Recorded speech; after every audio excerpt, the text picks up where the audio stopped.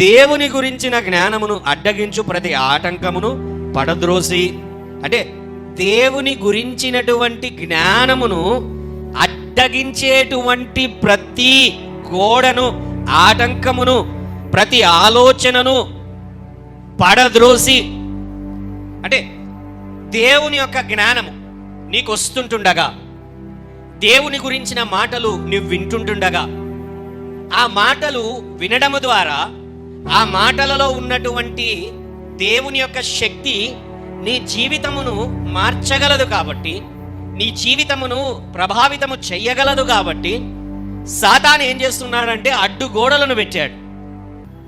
ఎందుకంటే ఈ అడ్డుగోడలు నీ మనస్సులో ఉంటున్నటువంటి దుర్గములు, అడ్డుగోడలు, కోటలు, ఇవి నీ యొక్క జీవితమును వృద్ధిపరచకుండా, దేవుని యొక్క వెలుగులో ఎదగకుండా, దేవుని యొక్క శక్తిని నువ్వు పొందుకొనకుండా అవి అడ్డగిస్తున్నాయి.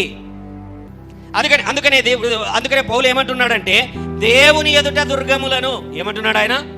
దేవుని ఎదుట దుర్గములను పడద్రోయజాలగలిగినటువంటి శక్తి కలిగినటువంటి ఆయుధములు. నీ యొక్క మనస్సులలో సింపుల్గా మీకు అర్థమవునట్లు, నీ మనస్సులో ఒక కోట గోడ ఉంది, ఒకటి కాదు 100 ఉన్నాయి.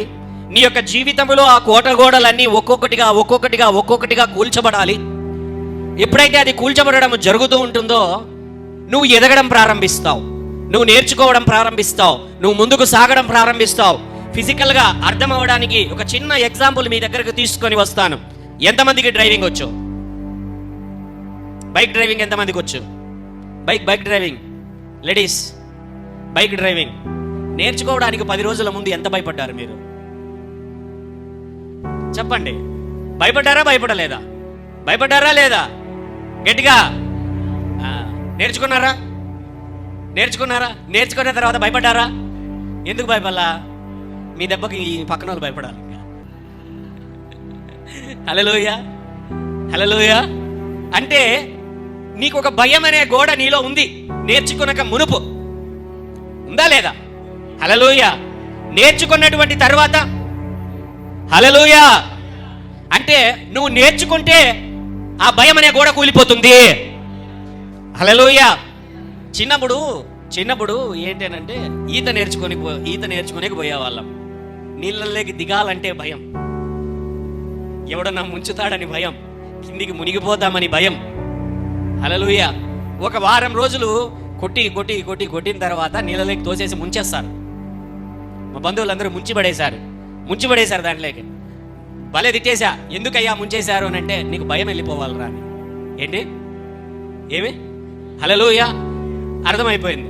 సో పైకి లేసి వచ్చా, వాళ్ళు తోసేసినా పైకి లేసి వచ్చిన తర్వాత అంతకు మునుపు మునగబెండ్లు అవి ఇవి ఏవో కట్టుకొని పోయాం. ఒకానొక రోజు లోపలికి దుంకినటువంటి తర్వాత, లోపలికి పోయిన తర్వాత మునగబెండ్లు ముంచిపడేశారు. హల్లెలూయా. అయితే అప్పటికి నాకు తెలియదు, నాకు ఈత వచ్చేసింది. అయితే మునగబెండ్లతోనే పోతున్నా. అయితే వాళ్ళకి అర్థమైపోయింది వీనికి ఈత వచ్చింది అని చెప్పి, ఎందుకంటే వాళ్ళకి ఆల్రెడీ ఈత వచ్చు కాబట్టి. ఏంటంటే మధ్యలోకి వచ్చి ఆ బావి మధ్యలో ఉన్నప్పుడు మునగబెండ్లు బీకి ముంచిపడేశారు. హల్లెలూయా. తర్వాత ఏమైంది, వాళ్ళు పక్కకి వెళ్ళిపోతే దాంట్లోంచి మెల్లగా కొట్టుకుంటూ బయటకు వచ్చేసారు. హల్లెలూయా. ఇంకా ఆ తర్వాత మరుసటి రోజు అడిగా, ఎందుకు నన్ను ఇట్లా తీసేది అంటే, భయం వెళ్ళిపోయిందరా, నీకు ఈత వచ్చింది కనుక మునగబెండ్లు కట్టుకోవాల్సిన పనిలే, నువ్వు ఈదొచ్చు అని చెప్పారు. హల్లెలూయా. ఇంకా మరుసటి రోజు ఏం చేశాను, ఇంకా మునగబెండ్లు పక్కన పడేశా. అంటే నువ్వు నేర్చుకుంటే నీ జీవితంలో ఉన్న గోడ కూలిపోతుంది. హల్లెలూయా. నువ్వు దేవుని యొక్క వాక్యాన్ని నేర్చుకునే కొద్దీ చదివే కొద్దీ ప్రార్థన చేసుకునే కొద్దీ నీ జీవితంలో ఉన్న ప్రతి అడ్డుగోడలు కూడా యేసునామమున కూల్చబడతాయి. హల్లెలూయా. అందుకే బైబిల్ ఎక్కువగా చదవండి.